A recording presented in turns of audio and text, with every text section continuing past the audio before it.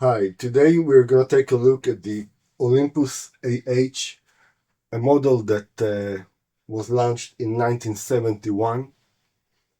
Later in 1978, it was upgraded to the LB version, which is the version that we are looking at with long barrel objectives. LB stands for long barrel.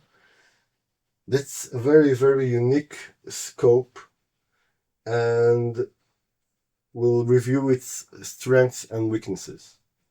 The Olympus AH has a very powerful illumination system that can do true color illumination.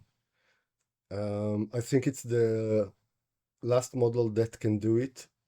The AH MT that came after it on the AHLB uh, doesn't have that capability. So let's look at the illumination system. We start with the light bulb here, which is centrable both in horizontal and vertical orientation.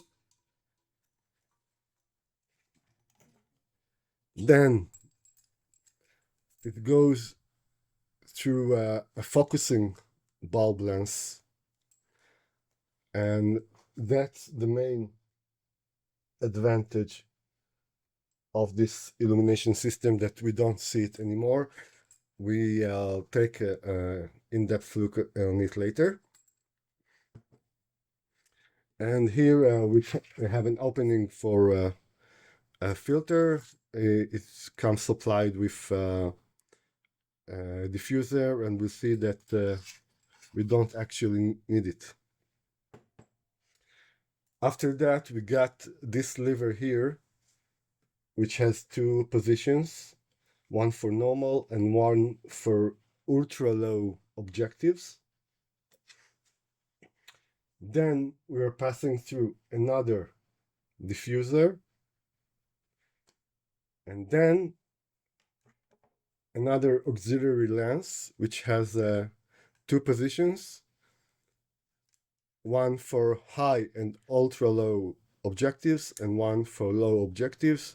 Low means 10 to 20x. Only after all those lenses, illumination lenses, we got the condenser.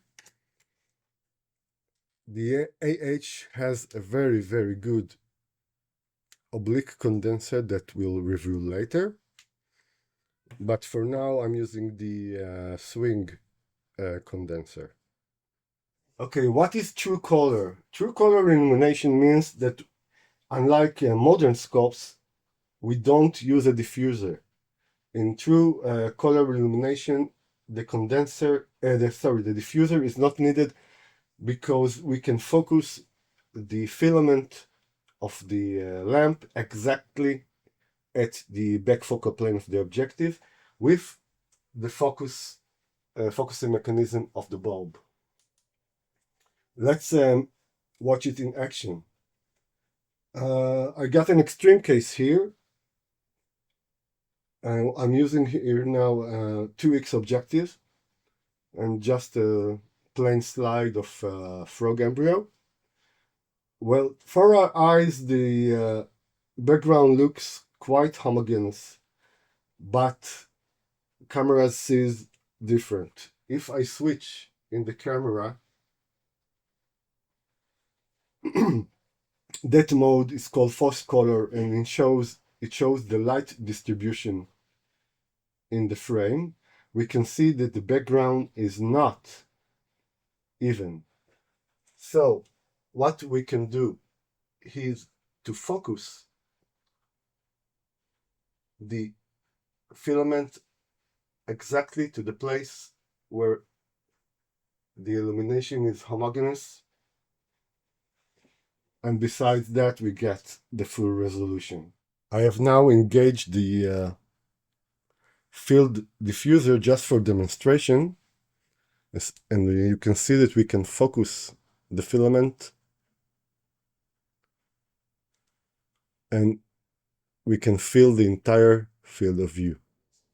As you've probably seen, adjusting and focusing and switching all those auxiliary lenses is very time consuming, and I guess most customers didn't really accustom to that.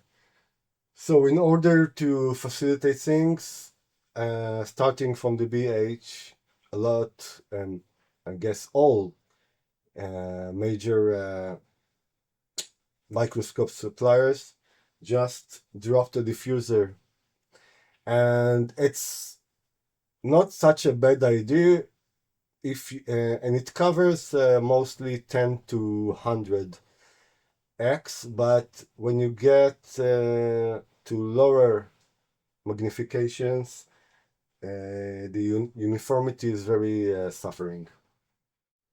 Another excellent feature of the AH is its oblique illumination condenser, which is rotatable and allows us to capture more higher orders of illumination in order to resolve finer details and also give pseudo 3D effect.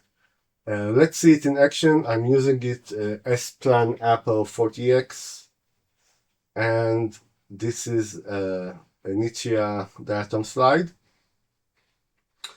So here we can see the ordinary bright field image.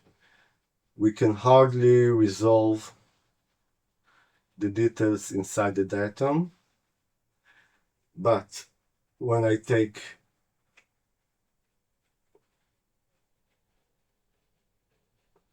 the condenser to the extreme, we can now capture the details much more. And watch what is happening when I take and rotate the condenser so it will be parallel with the details. You can see they're almost gone because like DIC, we need the condenser to be 90 degrees to the details in order to resolve it better. Focusing with the AH is very, very pleasant. We got 1 micron sensitivity,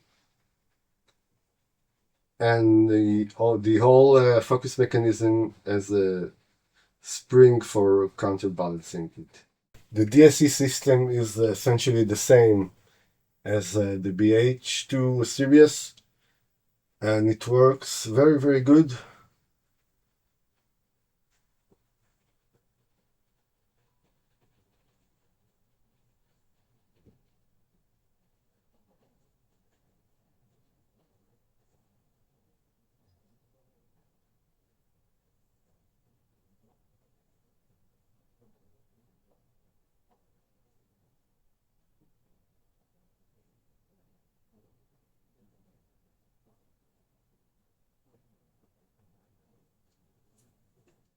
While you can find the AH model these days very cheaply, it of course needs a lot of restoration.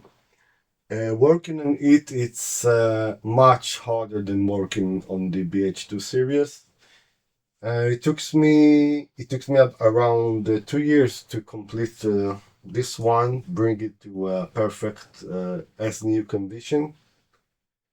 I'm very happy about it, but it's not for video work. Exchanging turrets, condensers, even the condenser aligning is very, very slow. And for critical imaging, for stills, it's perfect.